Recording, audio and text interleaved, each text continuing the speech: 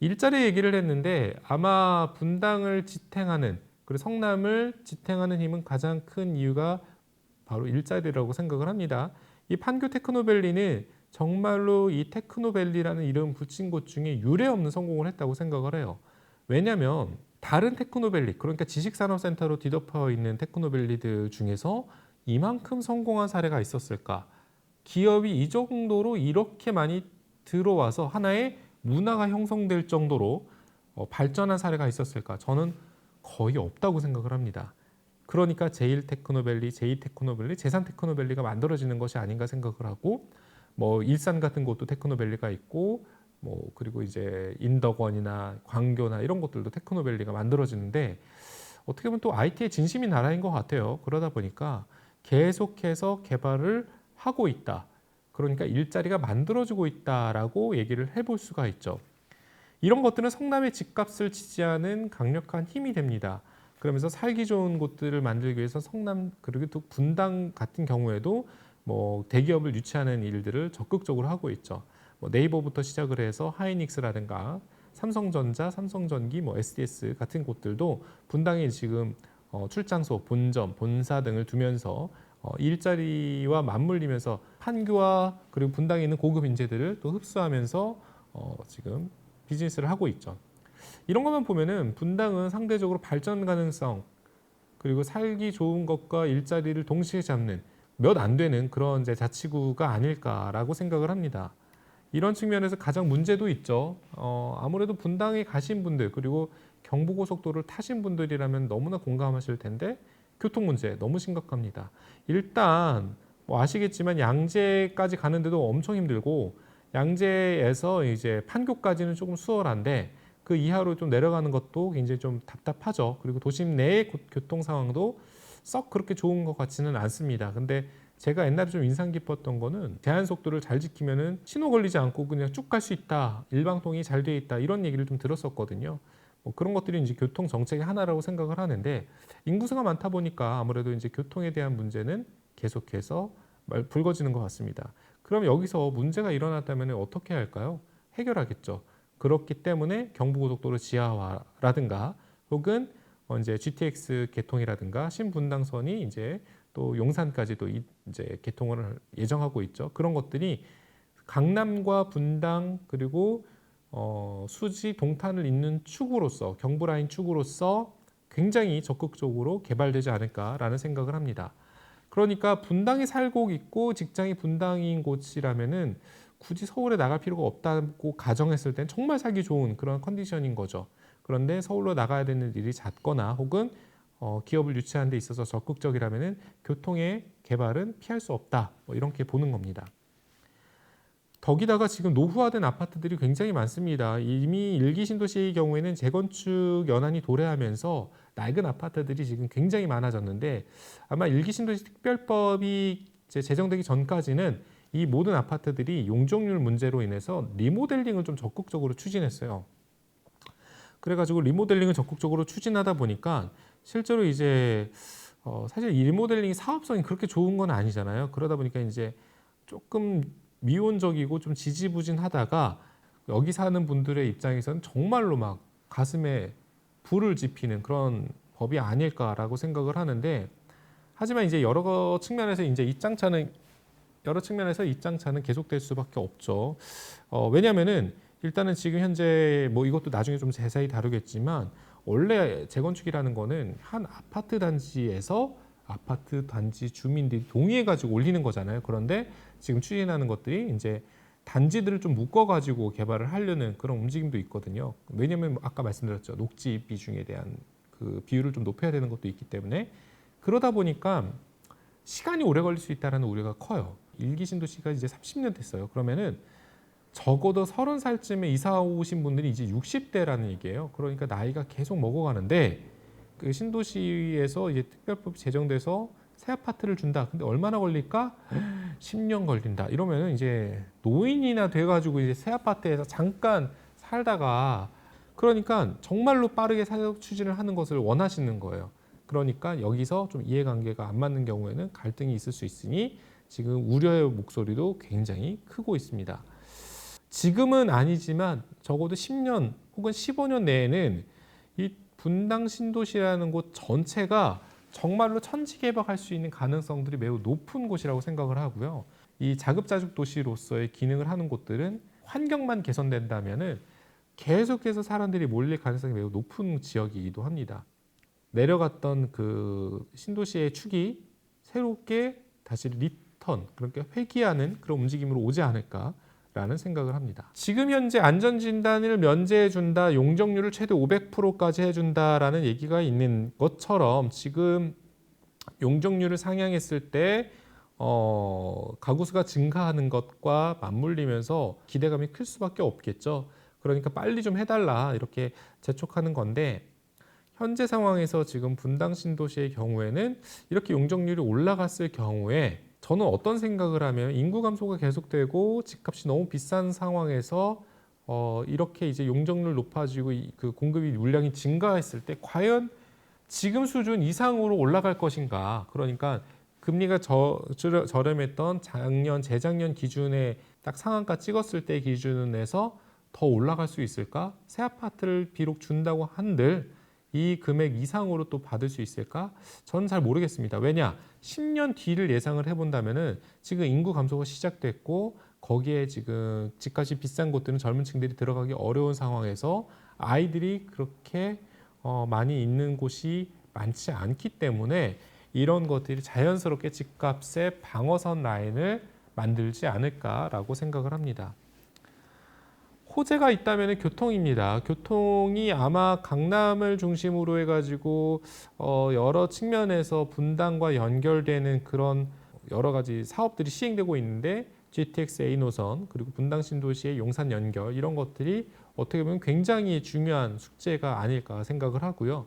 그리고 이제 갈등의 통합 측면에서도 지금 기존의 원도심 그러니까 성남의 원도심인 그 성남시 그 중원구와 수정구의 그 운영 측면에서 그러니까 중간 지점을 개발하는 것들이 좀 더 활발해지지 않을까라는 생각을 하면서 동시에 또 어떤 도시 개발을 좀 생각을 해봤냐면은 실제로 신분당선 연결되고 수서발 KTX 이제 들어서고 지금 수인선이 판교까지 그리고 이제 성남 여주 수려선 성남 그리고 여주 복선 전철 등이 계속해서 들어왔을 때 도시 주변이 개발되는 것과 함께 기존의 도심이 분리되어 있던 곳들이 일산으로 치면 뭐 킨텍스라든가 마이스 산업이라고 하죠.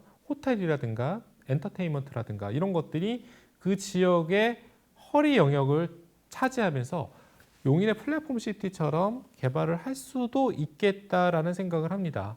더군다나 기업의 그 지금 테크노밸리처럼 제4 테크노밸리가 그런 곳들 사이에 들어올 수도 있겠다. 그러면은 미니 신도시도 들어오겠네. 근데 성남시만 개발하는 게 아니라 가까이는 광주라든가 대장지구라든가 이런 곳들이 하나 둘씩 개발되면서 도시 전체가 어떻게 보면 환경이 전반적으로 바뀌는 곳으로 탈바꿈하지 않을까라는 또 생각을 해봤거든요. 여러분들은 또 어떻게 생각하시는지 의견 있으시면 좀 남겨주시면은 재밌을 것 같아요. 분당을 둘러싸고는 정말로 갈 곳이 많습니다. 일단은 도시의 확장 가능성, 인구의 이동 가능성이 굉장히 열려 있는 곳이죠. 그러니까 길 따라 나 있는 도시인 그런 느낌을 갖고 있기 때문에 가까이로는 뭐 강남, 위례, 그리고 이제 성남 중원이라든가 뭐 수정이라든가 이런 곳들과 함께 광주, 부와 IT 그리고 일자리에 직결지인 판교, 그리고 조금 더 젊은 층들이 살기 적합한 수지, 광교, 동탄. 거기다 이번에 또 뭐 발표했죠? 자, 용인 남사에 반도체 클러스터도 들어옵니다. 그러면은 용인 남사에 지금 그 반도체 클러스터가 20년을 내다보고 개발을 한단 말이에요. 그렇게 됐을 때 10년 정도 걸리는 재개발과 남사가 반도체 클러스터가 개발되는 20년 내에 10년씩 지나는 시점에 맞물리면은 시너지가 엄청나지 않을까 생각을 합니다. 그리고 이곳과 분당을 연결하는 도심철도나 혹은 지하철 연장 같은 것들은 반드시 할 수밖에 없는 구조가 될 거예요. 왜냐? 판교 신도시 개발한 사례만 보더라도 알 수 있잖아요. 그런 측면에서 지금 도시 개발 구상도를 보게 되면은 지금 성남 중원 생활권과 분당 생활권, 판교 생활권으로 나뉘었습니다. 지금 기존엔 성남의 이제 중원과 수정은 각각의 영역이었는데 이게 이제 약간 좀 애매해졌죠. 왜냐하면 데이테크노밸리가 수정구거든요. 그러니까 이 부분을 판교로 그냥 통칭해가지고 도시 개발을 좀 나눈 거라고 생각을 하고 있고, 그린벨트 우선 해제 지역 등을 지정을 하고 지금 요즘 생활권에 맞춰가지고 개발을 하고 있기 때문에 제 생각인데 광명과 마찬가지로 도시 전체가 한 바퀴 도는, 그러니까 전체가 다 개발되는, 도미노처럼 개발되는 그런 지금 상황이 오지 않을까라는 생각을 하는 거죠. 그래서 지금 분당은 현재 39만 명 정도가 살고 있고 용적률이 제일 낮은 곳 중에 하나이기 때문에 이런 곳들이 지금 용적률이 2배 혹은 뭐 500%까지 간다 한다면은 정말로 뭐 이제 폭발적으로 공급이 들어갈 수 있다. 그런데 얼마나 걸릴까? 한 10년 좀 더 걸리지 않을까라고 내다보는 겁니다. 그래서 지금 빨리빨리 해달라 이렇게 얘기를 하는 거고요. 이런 것들을 놓고 봤을 때 여러분들은 투자 포인트를 좀 잘 잡으면 어떨까 하는데, 한편으론 지금 실거래가가 아직은 높은 수준입니다. 2년 전, 3년 전과 비교했을 때 분당이 갑자기 이 아파트 상승 국수가 맞물리면서 굉장히 떴거든요. 이렇게 됐을 때 내가 지금 갈 수 있는 곳이 어느 정도 선인가, 그리고 주변 지역으로 확장 혹은 상승 곡선을 그릴 수 있는 곳이 어디일까? 왜는 특히 분당은 계속해서 개발하니까 이런 것들을 놓고 보신다면은 훨씬 더 유의미한 그런 자기만의 결과를 가질 수 있지 않을까 생각을 합니다. 몇 곳의 아파트를 좀 가져와 봤어요. 얼마나 올랐고 얼마나 떨어졌는지. 정자동에 가장 많이 방문한 상록마을 3단지 우성 아파트를 보게 되면은 최근 거래는 지금 없어요. 물론 이제 호갱노노 기준으로는 없는데 16억 5천에 거래가 됐던 게 있고, 그리고 뭐 14억도 있었지만 16억 8천, 16억 1천 이렇게 거래가 됐었는데, 이게 이제 2020년도, 그러니까 지금으로부터 3년 전은 얼마였냐? 11억이었습니다. 3년 전 참 비싸지 않나요? 그때도 비쌌어요. 왜? 재개발될 거라고 아니까, 기대하고 있으니까 그런 거죠. 지금 1,700세대 정도 사는 이제 우성 아파트 같은 경우는 바로 역세권이기도 하고, 네, 그러다 보니까 이런 것들에 대한 이제 영향을 크게 받는 것 같아요. 실제 호가 기준으로는 30평대가 지금 16억, 15억 정도에 나와 있습니다. 참고하시면 되겠고요. 너무 비싼 거 말고 좀 괜찮은 저렴한 건 없냐 찾아보니까 장안타운 건영 아파트, 여기가 지금 율동공원과 중앙공원 좀 가까이 있는 걸로 알고 있는데, 지금 이곳 같은 경우가 최근에 실거래가 9억 3천을 찍었습니다. 지금 31년 차 정도 되는 아파트고 1,600세대 정도 있습니다. 여기는 역하고는 조금 거리가 있어요. 버스 타고 들어가야 될 겁니다. 그런데 공원이 바로 옆에 있다 보니까 파크뷰, 공세권으로 치면은 좀 더 자연 친화적인 곳이라고 볼 수 있죠. 이곳 같은 경우에는 지금 최근 거래가가 9억 정도였는데 2년 전의 금액으로 좀 회귀하지 않았나라고 생각을 하는데, 아직 호가를 보니까 12억 정도 선에서 최고가를 찍었습니다. 잘만 이제 거래만 튀면은 저는 이제 곧 더 내릴 거라고 생각을 하거든요. 그런 것들을 볼 때 조금만 기다려보면 어떨까? 물론 제 생각입니다. 생각을 하고요.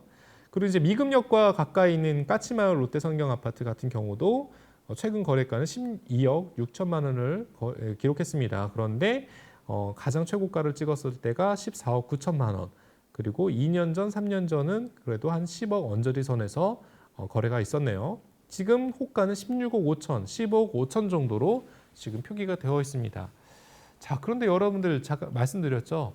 그렇게 많이 떨어진 건 아닌 것 같다. 왜? 우리가 앞서서 인도건도 해봤고 광교도 해봤는데 분당은 진짜 오래된 아파트인데 방어가 좀 되네.